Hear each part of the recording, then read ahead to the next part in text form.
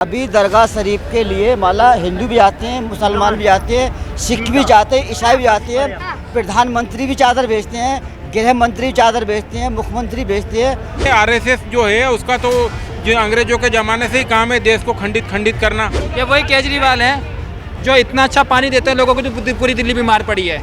ये वही केजरीवाल है जो जीरो बिजली का बिल बताते हैं, लोगों के बिल आ रहे हैं पाड़ के। इन्होंने जो आरएसएस पर लगाए, आरएसएस के इतिहास के बारे में इन्हें क्या पता है, पहले पूछो इनको। आरएसएस आज स्कूल चला रही है, कॉलेज चला रही है, ये वक्फ बोर्ड, मुस्लिम लीग कौन सी हॉस्पिटल चला रहा है, कौन सी कॉलेज चला रहा है। आपने हिंदू का इतिहास बता दिया, इनसे हम थोड़ा सा इस्लाम का इतिहास पूछ रहे हैं। बाबा ने बताया कि हिंदू कन्वर्ट हो गए इस्लाम के अंदर। इस्लाम मज़हब क्या है? ला इलाहा इल्लल्लाह मोहम्मद रसूलुल्लाह, अल्लाह के सिवा किसी की इबादत नहीं और मोहम्मद अल्लाह के बंदे और रसूल है। और वो भेदभाव किसी से नहीं करते हैं, भाईचारा बना के रखते हैं, छोटे बड़ों को साथ गले लगा के रखते हैं। और हिंदू समाज में दलित समाज को पंडित समाज का खाना खिला लेगा बराबर में। हाँ जी हाँ जी हाँ जी हाँ जी हाँ जी हाँ जी। वाल्मीकि इधर देखो, इधर देखो, इधर बोला इधर देखो, इधर दलित समाज के बारे में जातीयता नाम का कोई कॉन्सेप्ट नहीं था। वाल्मीकि जी पढ़ लिख जाते हैं तो ब्राह्मण बन जाते। बेट जी, वाल्मीकि जी जब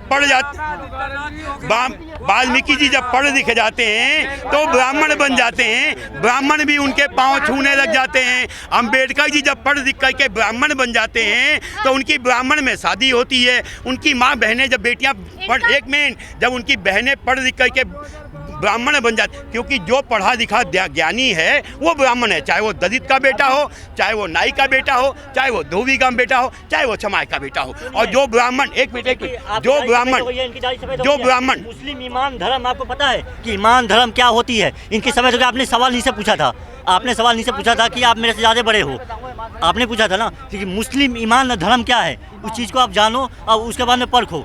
धर्म जो है ना, धर्म बहुत बड़ा एक धर्म होता है और हर एक हित में होता है। हर एक धर्म पंथ और सब एक होता है। धर्म एक है, धर्म दुनिया में एक है, बाकी पंथ है। सवाल क्या सुने, इन्होंने सवाल क्या कि सनातन धर्म एक है, सनातन, और ये सब वंशज है सनातन के, सब ये सब सनातन के वंशज है। मैं इस्लाम के अच्छा बताऊंगा।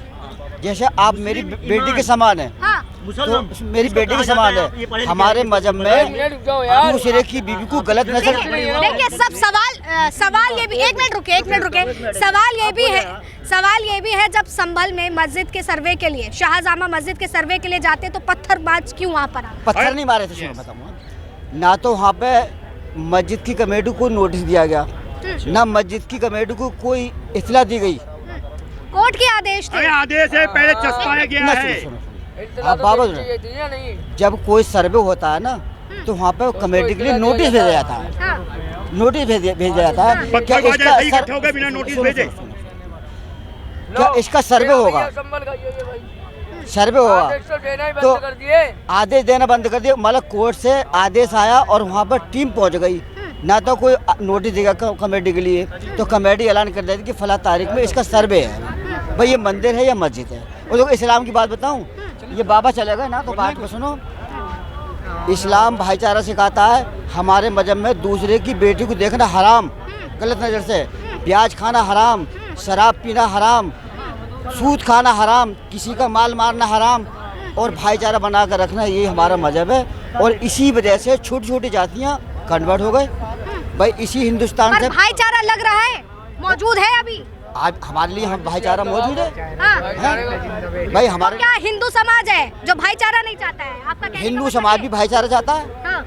अगर भाईचारा चाहते तो हम क्यों खड़े होते हैं? तो सवाल ये भी है ना कि आखिर जब मस्जिद के नीचे मंदिर ढूंढने की बात हो जाती है तो क्यों हिंदू समाज भी हिंदू समाज भी भाईचारा जाता है।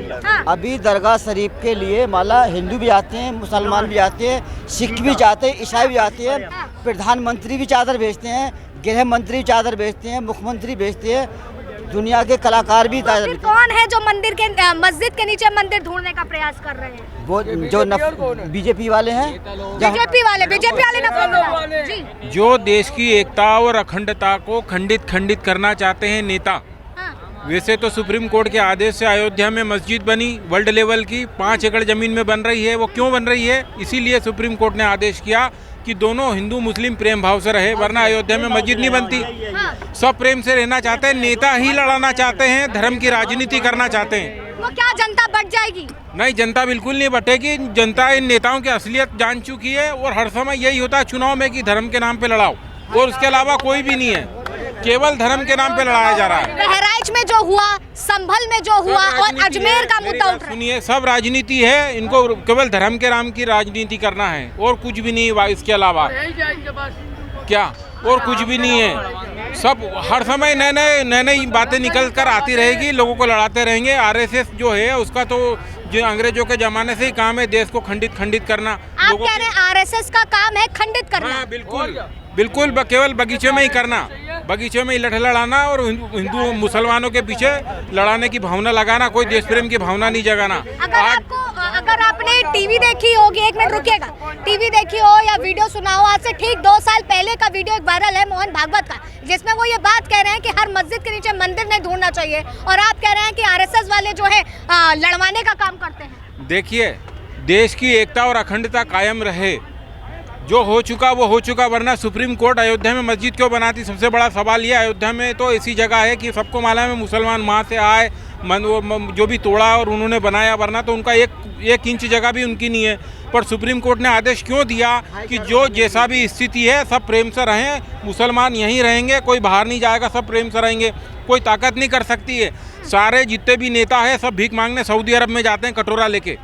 सारे स्टेटों पे लाखों करोड़ों का कर्जा, ऐसा कोई स्टेट नहीं है जिसे नेताओं ने कर्जा नहीं करा। लोगों को ये पता नहीं है, लाखों करोड़ों का कर्जा करके देश को गरीब बना दिया है। लेकिन ये तो कह रहे हैं ना कि हम भारत को 2047 तक विकसित कर देंगे, तमाम बड़ी बड़ी बातें कर रहे हैं। महाराष्ट्र में जिस तरह से चुनाव में उनका परिणाम आए, कुछ नहीं, देश को भाजपा को देश आज भिखारी बन चुका है। अभी आप देखेंगे रेलवे स्टेशन में रात को यात्री ठहरने जाते हैं, पुलिस वाले डंडे मार के भगा देते हैं। ये जनता की औकात है?